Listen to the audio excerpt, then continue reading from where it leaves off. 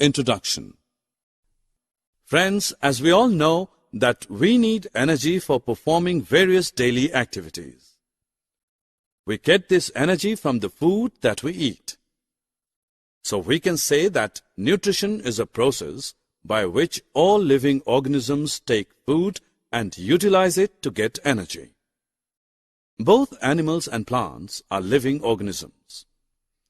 Like animals, plants also require energy for their life activity. Thus, nutrition is an important life process of all living organisms. Objectives. At the end of this lesson, you'll be able to define nutrition, describe autotrophic mode of nutrition in plants, explain the process of photosynthesis, describe heterotrophic mode of nutrition in plants, explain the different types of heterotrophic mode of nutrition. Dear friends, now let's know about the mode of nutrition. There are two types of nutrition modes: autotrophic nutrition and heterotrophic nutrition. But what are they? The mode of nutrition in which organisms make food themselves from simple substances is called autotrophic nutrition, and these organisms called autotrophs. Green plants are the examples of autotrophs. The mode of nutrition in which animals and many other organisms take in ready-made food prepared by the plants is called heterotrophic, and these organisms are called heterotrophs. Human, lion, tiger, etc. are the examples of heterotrophs. As we know that green plants synthesize their own food. But do you also know that how they synthesize their own food? Actually, green plants make their own food by the process of photosynthesis. Photosynthesis is a process by which green plants synthesize their own food from the carbon dioxide and water in the presence of chlorophyll and solar energy. Now you know that in plants, water, minerals, and carbon dioxide are raw materials for the synthesis of food. Do you also know that how do plants obtain these raw materials from the surroundings? And how do they transport them to the food factories of the plant? Water and dissolved minerals are absorbed directly from the soil through roots and sent to the leaves by the means of many small vessels present in the stem. These vessels run throughout the root, the stem, the branches, and the leaves. They form a continuous path or passage for water and minerals to reach the leaf. Likewise, carbon dioxide from air is taken in through the tiny or small pores present on both surfaces of the leaves. Such pores are called stomata. These pores are surrounded by guard cells. After reaching to the leaf, carbon dioxide and water react in the presence of sunlight to form carbohydrate. The carbohydrate ultimately converted into the starch, which gets stored in the different parts of the plants. Therefore, the first food product is formed during the photosynthesis is starch. Starch is also an example of carbohydrate. In this process, oxygen is also released. Therefore, the process of photosynthesis can be represented as carbon dioxide plus water in the presence of chlorophyll and sunlight gives carbohydrate plus oxygen.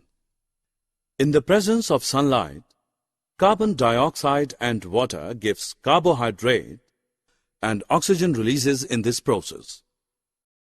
Till now we have learnt about the photosynthesis process, but now the question is, what is its significance? Photosynthesis is an important and vital process for life on this planet. This process helps in the conversion of solar energy into organic matter. Hence, photosynthesis links the physical and biological world. It is the primary source of organic food for all living forms, either directly or indirectly.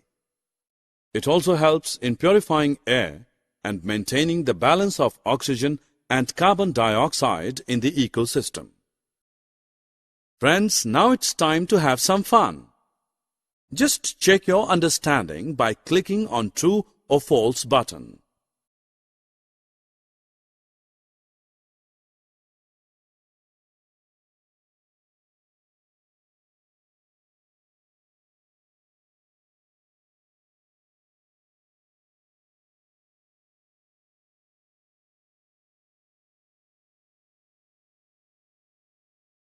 Friends, now let us know about those plants which do not have chlorophyll and cannot synthesize their food on their own. Just think about how do they survive and from where do they derive nutrients. As we have already learnt in this module that these plants derive food from other plants and animals, and this type of mode of nutrition is called heterotrophic mode of nutrition. The plants in which this kind of mode of nutrition is found are known as heterotrophs. There are 4 types of heterotrophic plants: parasitic plants, saprophytic plants, symbiotic plants, insectivorous plants. Now let's learn them one by one in detail. Let's start with parasitic plants. The plants which obtain their food directly from other plants are known as parasitic plants, and those plants from which they obtain food are known as host. You might have seen Cuscuta, amarbale, nearby you, which is an example of a parasitic plant. It coils around the stem and branches as a yellow, tubular structure. You'll be surprised to know that it does not contain chlorophyll, so it takes ready-made food from the plant on which it is climbing. The plant on which it climbs is called a host. When you go to a vegetable shop, you might have seen packets of mushrooms sold in it. Besides that, sometimes you may have also seen fluffy umbrella-like patches growing on rooting wood during rainy season. But do you know what these organisms are and how they get their nutrition?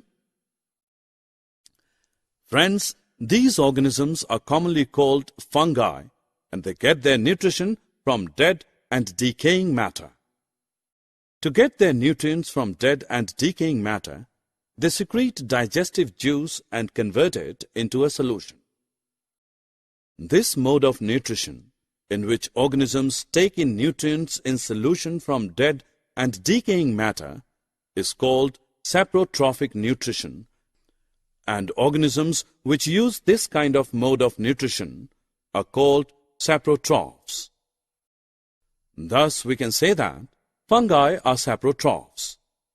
Friends, like us, plants also require a lot of nitrogen to make proteins. So they absorb nitrogen continuously from the soil, due to which the amount of nitrogen becomes deficient.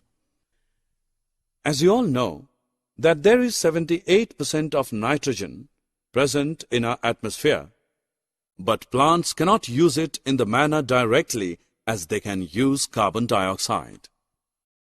They require nitrogen in soluble form. The bacterium called Rhizobium can take atmospheric nitrogen and convert it into a soluble form. These bacteria live in the roots of gram, peas, mung beans, and other legumes and provide them with nitrogen. In return, the plants provide food and shelter to the bacteria. Thus, we can say that Rhizobium shows a symbiotic relationship. Friends, now it's time to have some fun. Just check your understanding by matching the followings. Summary. Let us summarize what we have learned. The process by which all living organisms take food and utilize it to get energy is called nutrition. Plants obtain their food by two modes, autotrophic and heterotrophic nutrition. In autotrophic mode of nutrition, plants synthesize their own food by the photosynthesis process and are called autotrophs. Photosynthesis is a process by which green plants synthesize their own food from carbon dioxide and water in the presence of chlorophyll and sunlight. In heterotrophic mode of nutrition, plants do not synthesize their own food, but directly depend on other plants and are called heterotrophs. Parasitic plants obtain their own food directly from other plants, which are known as host. The mode of nutrition in which organisms take in nutrients from dead and decaying matter is called saprophytic nutrition. Lichen is a specific group of plants in which both algae and fungi live together. This is called symbiotic relationship. Insectivorous plants can synthesize their own food, but they fulfill their nitrogen requirement by trapping or eating the small insects. For example, Nepenthes, pitcher plant, Drosera, etc.